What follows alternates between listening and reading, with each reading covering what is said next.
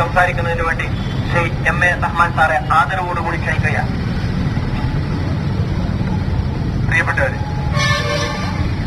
യഥാർത്ഥത്തില് ഇവിടെ ഇരുന്ന് ആലോചിക്കുമ്പോൾ ഇന്ത്യ ഗവൺമെന്റ് ഇത് ഉത്പാദിപ്പിക്കുന്നു, അത് കേരളത്തിൽ വെച്ച് ഉത്പാദിപ്പിക്കുന്നു, കേരള ഗവൺമെന്റ് അത് വിലക്ക് വാങ്ങുന്നു, കേരള ഗവൺമെന്റിന്റെ പ്ലാന്റേഷൻ കോർപ്പറേഷൻ അത് നമ്മുടെ നാട്ടിൽ കൊണ്ടുവന്ന് തളിക്കുന്നു.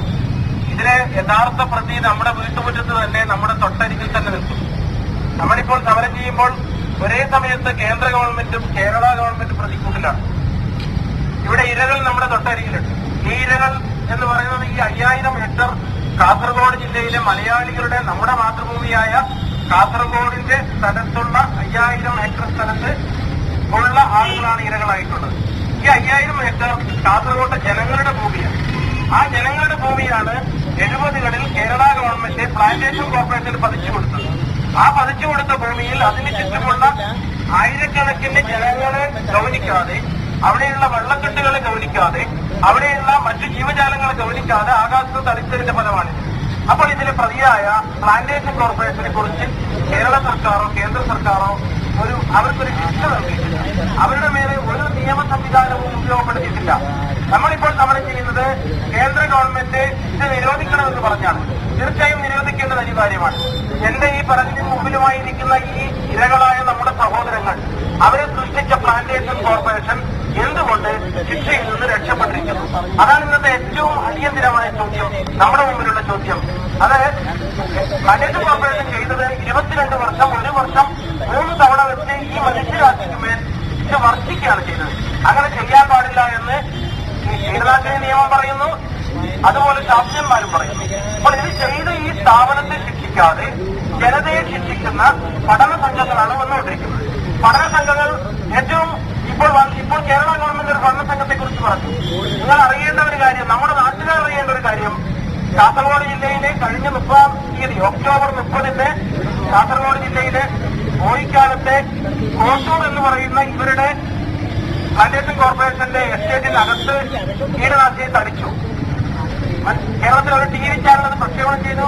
അതിന്റെ CD നമ്മുടെ കയ്യിലുണ്ട്.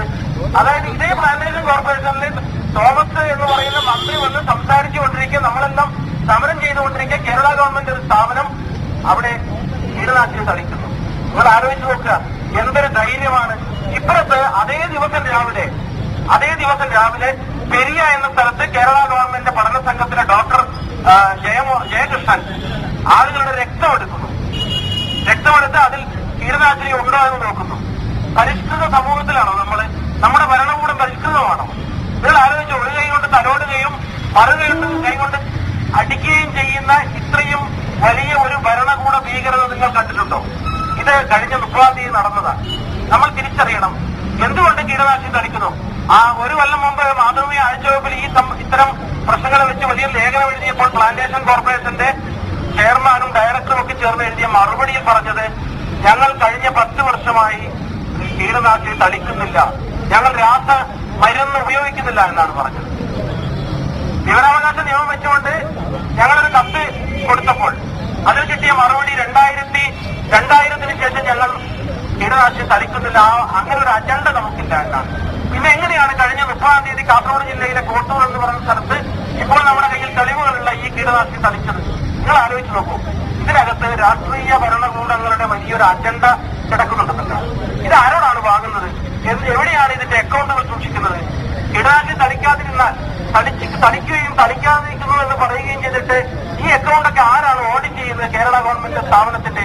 ഞാൻ പറയുന്നത്, പഠന സംഘങ്ങൾ കഴിഞ്ഞ 3 ദിവസം മുമ്പ് തിരുവനന്തപുരത്ത് നിന്ന് ശാസ്ത്ര സാങ്കേതിക വകുപ്പിൽ നിന്ന് ഒരു ശാസ്ത്രജ്ഞൻ നമ്മളെ വിളിച്ചിട്ട് എന്നോട് പറയുകയാണ്, ആ കമ്മിറ്റിയിൽ നിങ്ങളെ കൂടി ചേർത്തിരിക്കുന്നത്, നിങ്ങൾ വരണം. ഞാൻ വളരെ അധാർമികമായ സർക്കാരിന്റെ നിലപാടിനെ വിമർശിച്ചുകൊണ്ട് ഇതിൽ യാതൊരു രീതിയിലും ഞാൻ ആ കമ്മിറ്റിയിൽ ഉണ്ടായിരിക്കുന്നതല്ല. മാത്രമല്ല, നിങ്ങൾ ഇവിടെ വരുമ്പോൾ അതിനെ ചെറുത്ത് നിൽക്കാനുള്ള എല്ലാ നടപടികളും എടുക്കുമെന്ന് പറയുന്നുണ്ട്. ഇത് ഒരു പബ്ലിക് മീറ്റിംഗിൽ വെച്ച് പറയാൻ കാരണം, എന്നെ പോലെയുള്ള ആളുകളെ ഇത്തരം കമ്മിറ്റികളിലേക്ക് അഡോപ്റ്റ് ചെയ്യാനുള്ള വലിയ കുതന്ത്രങ്ങൾ വരെ ഇപ്പോൾ നടന്നുകൊണ്ടിരിക്കുന്നു. അത് കമ്മിറ്റിയുടെ കാര്യം പറയുമ്പോൾ ഇവിടെ വന്നിട്ടുള്ള എല്ലാ കമ്മിറ്റികളും എന്താ ചെയ്തത്? ഈ അമ്മമാരുടെ രക്തവും മുലപ്പാലും എടുത്ത് എത്ര തവണയാണ് ചെയ്തിട്ടുള്ളത്? ഈ അമ്മമാർ, അതായത് എനിക്ക് ഓർമ്മ വരുന്നത്, ഞാനൊക്കെ ചരിത്രം പഠിച്ചിട്ടുള്ളതുകൊണ്ട്, ഒരു അധ്യാപകനായി പോയതുകൊണ്ട് ഹിറ്റ്ലർ നടത്തിയിട്ടുള്ള ന്യൂറൻബർഗ് ട്രയൽ എന്ന് നിങ്ങൾ കേട്ടിട്ടുണ്ടാവും. മനുഷ്യരുടെ അവയവങ്ങളെടുത്ത് ജൂതന്മാരുടെ ശരീരാവയവങ്ങൾ എടുത്തുകൊണ്ട് കുഞ്ഞുങ്ങളുടെയും അമ്മമാരുടെയും അവയവങ്ങൾ എടുത്തുകൊണ്ട് നടത്തിയ വളരെ മനുഷ്യത്വരഹിതമായ പരീക്ഷണങ്ങളെ പോലെ നമ്മളെല്ലാം ഇനിപ്പിക്കുകകളാകാൻ വേണ്ടിയിട്ടുള്ള ഒരു സംഗതി സംസ്ഥാന സർക്കാർ ചെയ്യാൻ പാടുണ്ടോ, കേന്ദ്ര സർക്കാർ ചെയ്യാൻ പാടുണ്ടോ? അതുകൊണ്ട് പ്രതി ഇവിടെ തന്നെയുണ്ട്, നമ്മുടെ മുറ്റത്ത് തന്നെയുണ്ട്. പ്ലാന്റേഷൻ കോർപ്പറേഷനാണ് ഈ അടുത്ത കാലത്ത് 95-ൽ ഓർഗാനോ ക്ലോറിൻ കീടനാശിനികളെ കുറിച്ചുള്ള ഏറ്റവും അമേരിക്കയിൽ നിന്നൊരു പഠനം വന്നു. അത് നടത്തിയ ശാസ്ത്രജ്ഞൻ പറഞ്ഞ ഒരു വാക്യമുണ്ട്, ഇനി പഠനങ്ങളല്ല നമുക്ക് വേണ്ടത്, ഇനി പ്രവൃത്തിയാണ് വേണ്ടതെന്നുള്ളൊരു വളരെ പ്രസിദ്ധമായ ഒരു വാക്യം ഇന്ന് ലോകം മുഴുവൻ കോട്ട് ചെയ്യുന്നുണ്ട്. ആ സമയത്താണ് പ്രാകൃത കാലഘട്ടത്തിലേക്ക് തിരിച്ചുപോയിട്ട് ഇന്ത്യ ഗവൺമെന്റും കേരള ഗവൺമെന്റും ഒരേ സമയത്ത് 2 പഠന സംഘടനകൾ ഇവിടെ അയച്ചുകൊണ്ടിരിക്കുന്നത്. തീർച്ചയായും ഇത് മാത്രമാണ് നിങ്ങളുടെ മുമ്പിൽ ഞാൻ വെക്കുന്നത്. നമ്മൾ പോകേണ്ടത് ഇനി പ്ലാന്റേഷൻ കോർപ്പറേഷന്റെ ഈ 5000 ഹെക്ടർ ഭൂമിയിലേക്കാണ്. അവിടെ ഇപ്പോൾ നിരന്തരമായി മരങ്ങൾ വെട്ടി നശിപ്പിച്ചുകൊണ്ടിരിക്കുന്നു. നിരന്തരമായി കഴിഞ്ഞ 10 വർഷമായി ഞാൻ എഴുതിക്കൊണ്ടിരിക്കുന്ന ഒരാളാണത്. പക്ഷെ അപ്പോഴെല്ലാം നമ്മൾ ഈ ലോകത്തിന് ലക്ഷണം ഉള്ള സ്ഥലമായ പ്ലാന്റേഷൻ കോർപ്പറേഷൻ ചിത്രത്തിൽ വരുന്നില്ല. കേരള ഗവൺമെന്റിന്റെ ഭരണകൂടത്തിലുള്ള മന്ത്രിമാരടക്കമുള്ള രാഷ്ട്രീയ പാർട്ടികൾ നേതൃത്വം വഹിക്കുന്ന, നിങ്ങൾ ആലോചിച്ചു നോക്കൂ, ഇവിടെ തളിച്ച സമയത്ത് മന്ത്രിയെ വിളിച്ചു നമ്മൾ, മന്ത്രി മറുപടി പറയുന്നില്ല. പ്ലാന്റേഷൻ കോർപ്പറേഷൻ ചെയർമാനെ വിളിച്ചു ഞങ്ങൾ, അദ്ദേഹം പറയുന്നത് തൊഴിലാളികൾ സ്വന്തം കാശ് ചെലവാക്കിയിട്ട് ചിലപ്പോൾ തളിച്ചതായിരിക്കും, അവരത് വെള്ളത്തിലേക്ക് ഒഴുക്കി കളഞ്ഞിട്ടുണ്ടാവാം. വെള്ളത്തിലേക്ക് ഒഴുക്കി കളഞ്ഞാൽ അതിലും ഭീകരമായൊരു സംഭവം വേറെ ഇല്ല. നിങ്ങളെ ആദൂർ എന്ന് പറയുന്ന സ്ഥലത്തേക്ക് കഴിഞ്ഞ മാസം ഞങ്ങൾ പോയി. അവിടെ ഒരു ഗ്രാമം മുഴുവൻ 4 വയസ്സും 4 വയസ്സുമായ കുട്ടികളെ കൊണ്ട് നിറഞ്ഞിരിക്കുകയാണ്. ഇതേപോലെ അംഗവൈകല്യമുള്ള കുട്ടികൾ. അതിൽ 4 വയസ്സായ ഒരു ഷാരിയ എന്ന് പറയുന്ന ഒരു പെൺകുട്ടിയുടെ ദൃശ്യങ്ങളൊക്കെ ടിവിയിൽ വന്നു. ആ കുട്ടിയുടെ വീട്ടിൽ പോയപ്പോൾ അതിന് തൊട്ടടുത്തുള്ള അംഗൻവാടിയിൽ അതുപോലെ 5 കുട്ടികളുണ്ട്. എങ്ങനെയാണ് 2005-ന് ശേഷം ഇവിടെ കുട്ടികൾ പിറക്കുന്നത്? സംഭവം എന്താണെന്നറിയോ? അവിടെ ആദൂർ കുന്നിൽ നഞ്ചൻപറമ്പ് എന്ന കുന്നിൽ പ്ലാന്റേഷൻ കോർപ്പറേഷന്റെ ഓഫീസും അതുപോലെ ഇത് കലക്കുന്ന ഒരു ടാങ്കും അവിടെ 4 കമ്പികൾ ഇട്ടിട്ടുള്ള വലിയ ഗേറ്റുമുണ്ട്. ആ ഗേറ്റ് പൂട്ടിയിട്ടിരിക്കുകയാണ്. പബ്ലിക് റോഡാണ്, തുറന്നു കൊടുക്കില്ല. അവിടെ വെച്ച് ചെയ്തത് 2000-ൽ എൻഡോസൾഫാൻ നിരോധിച്ച സമയത്ത് അവിടെ ചെയ്തത് എന്താണെന്ന് വെച്ചാൽ ബാക്കി വന്ന എൻഡോസൾഫാൻ ആ സ്ഥലത്ത് കുഴിച്ചിട്ടു. വലിയൊരു കുന്നിന്റെ മേലെ കുഴിച്ചിട്ടാൽ ആ കുന്നിൽ അനേകം നീരരുവികളുണ്ടെങ്കിൽ നിങ്ങൾ ആലോചിച്ച് നോക്കുക. തൊട്ട് താഴെയുള്ള ഗ്രാമത്തിന്റെ പേര് കൈത്തോട് എന്നാണ്. കൈത്തോടെന്നാണ്. ആ കൈത്തോട് ഗ്രാമത്തിലേക്ക് ഇത് ഒഴുകി വരികയും 2005 അവിടെ ജനിക്കുന്ന കുട്ടികളിലെല്ലാം ഈ മാരക വിഷമുണ്ടാവുകയും അതിന്റെ ഫലമായി അവർക്ക് അംഗവൈകല്യം ഉണ്ടാവുകയും ചെയ്തു.